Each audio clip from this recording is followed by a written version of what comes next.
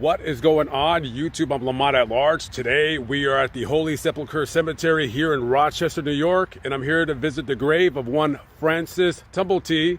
Many historians out there feel that this man quite possibly was Jack the Ripper. Francis Tumblety was one of 10 children that immigrated with their parents from Ireland here to the United States when he was about 2 years old. Birth records aren't exact, but he was born in 1833. So his family immediately settled in the Rochester, New York area. And his mom and dad, they worked regular jobs. His brothers and sisters, they all had regular jobs. But good old Francis Tumblety, nah, he wasn't really interested in working a regular job. He wanted to be rich. He wanted to be famous. He wanted to be successful. He wanted to be a doctor. The only problem is his work ethic was horrible, and he didn't really want to do all of that nonsense, going to school, doing it the right way. He wanted to do it his way. So anything he would do to make a buck. Now, he would hold jobs here and there, but a job that he found out that was quite lucrative when he was 17 years of age was pornographer. Yes, guys, back in those days, back in the 1850s, 1840s, there was pornography. But anyways, so he would work at a hospital part-time as a janitor, and when he wasn't doing that, he would push porn. Hey, trying to make a buck out there, why not, I guess. So as he got older, he started pushing some of his, I guess you would call it medicinal medicines, his herbs, which was based on a lot of Indian spirituality. Back in those days, even if you were a doctor, people would still often go to witch doctors, people that just felt that they knew better than a regular doctor. Don't forget, back in those days, their modern medicine wasn't very modern. So if you were dying of disease and back then you didn't know what it was, you would go to this crazy lunatic that lived in a shack in the woods, and he had bottles full of, which was pretty much just alcohol, whiskey, or what have you. He would give you some of that, and I don't know, at least mentally you would feel better anyways.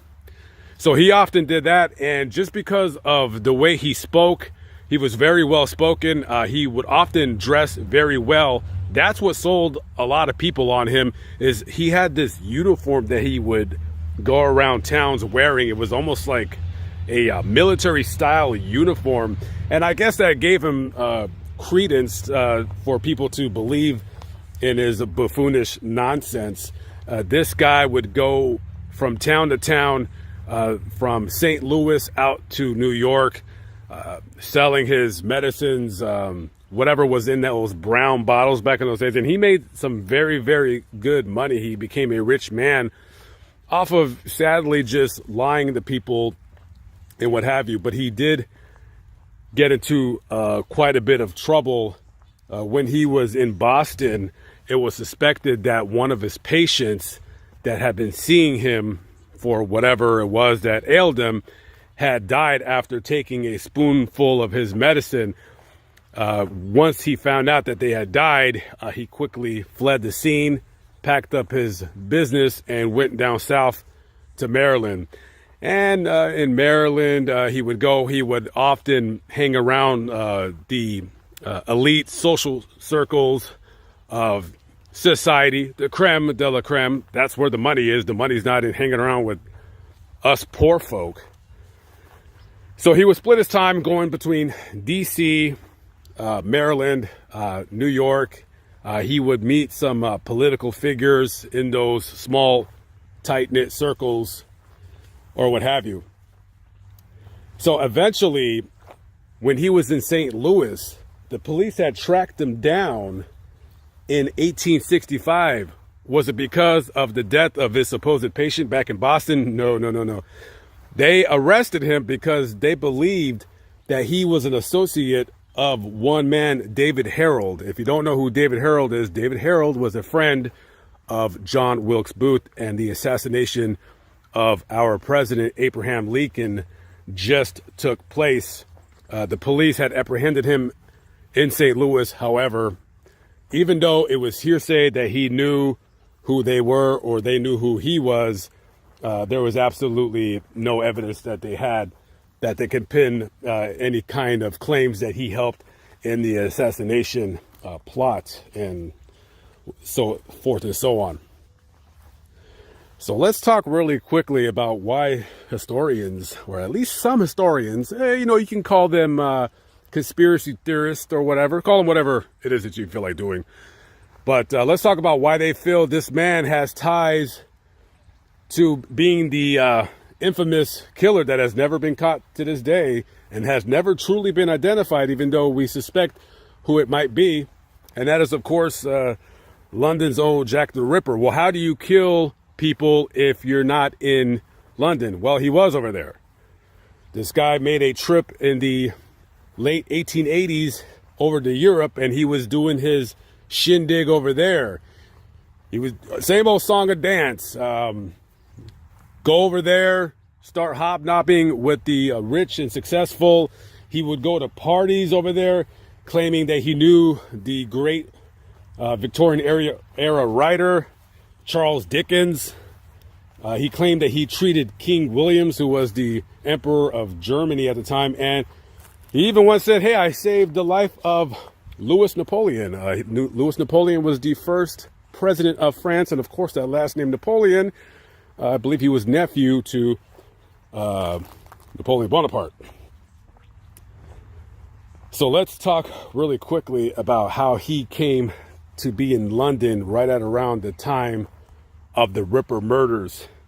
Now, between, I want to say, the first or second week of August and the first or second week of November 1888, the Whitechapel section of the East End of London was an asshole. I mean, this place was really ragged. 1 out of 5 children would die before they turned 5 years old. It was rife with disease, starvation, prostitutes. It was a real hole, to say the least. So back in those days, you had just a very dirty, unsanitary city. And of course, there was a murder of a prostitute, a rather grisly murder. And then another murder occurred. And then a third murder occurred.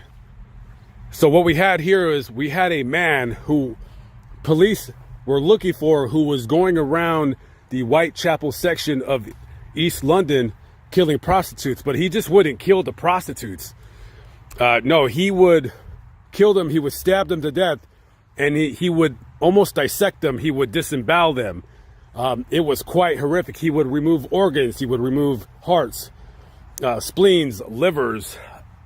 However, when the medical examiners would look at these murders, they knew only one thing about the killer, and that is he had intimate knowledge of the medical profession. Maybe they thought he was a doctor, or possibly he was in school to be a doctor. 2 more murders occurred between August and November. So we have 5 murders. There might have been a 6th, but they can't really tie that to Jack the Ripper. So there is definitely 5 victims of this killer. So historians looking up stuff in the in the archives of the Scotland Yard back in London found something very interesting. According to jail records, Francis Tumblety was actually arrested in the first week of November 7th, 1888. What was the charge? Well, Francis Tumblety was known as a misogynist. He would frequent prostitutes quite a bit. This man loved the prostitutes. He also hated them. He would often talk about how he hated prostitutes. And he had quite a, I guess you would call a conversation piece in his lab, so to speak, he had a bunch of uteruses that were in formaldehyde. And he would say like, oh, I have the uteruses of each and every different form of women, every race, every ethnicity, every religion, everything. This guy was a complete, utter whack job. Anyways, so he gets arrested on November 7th, 1888. What's the charge? Indecency. Well, what is this indecency charge? Well, back in those days, the good old days, the good old boy days, it was illegal to practice the sin of homosexuality. So he was arrested for indecencies with another man. Hey, you know, some people like to play ball, whatever. So he gets arrested. He's in jail. And by that time, the police, the Scotland Yard, they were suspecting Tumblety of possibly committing the murders, or at least wanting to talk to him, because they knew who he was in America. They knew that he was a quackpot doctor. And of course, he tied, you know, 2 and 2 together. This guy could be our suspect. But by the time they were able to question him, he had already posted bail and fled over to France. After France, he fled over to the United States. Now, Scotland Yard, they knew exactly where he was. And they had came over here to implore the authorities that this guy was wanted for questioning and 5 homicides. But, you know, the United States, they didn't feel that, you know, indecency was an extraditable offense, if you will. So they said, no, we're not giving him over to you. And that's where it ended. Eventually, Francis moved back to St. Louis, where he died in 1903 of a heart attack. I believe he was, I think his age was either 69 or 70. Quite an interesting story, to say the least. And this is the Tumblety grave right here, the family plot. And I believe his name is right there, Dr. Francis Tumblety. Even though he's not a doctor, he wasn't a real doctor. 70 years. He died May 23rd, 1903. Wow, it even has that he was a doctor on this stone, even though he wasn't. That's pretty wild. So, you know, just one of those what ifs. Like, was this guy Jack the Ripper? You know, it's just been something that, you know, nobody really knows if he was or not. It's just one of those old wives' tales. And, you know, Ripperologists, that's what they like to call themselves. Some of them, you know, and they are the minority, but some of them do feel that this guy could have, you know, possibly been Jack the Ripper. He was over there at the time of the murders. He had intimate knowledge of medical procedures. He wasn't a real doctor, but hey, the uteruses in jars of formaldehyde tell me otherwise. Anyways, who knows? Tell me what you think in the comments. Do you think this guy was Jack the Ripper, or you think he was just a medical quack? Fascinating graveyard. Another fascinating grave. Anyways, guys, I'm Lamont at Large. Security said the gates are closing in 3 minutes. I got to get out of here. At least he let me finish the video. I'll catch up with y'all on the next one. God bless. And peace out.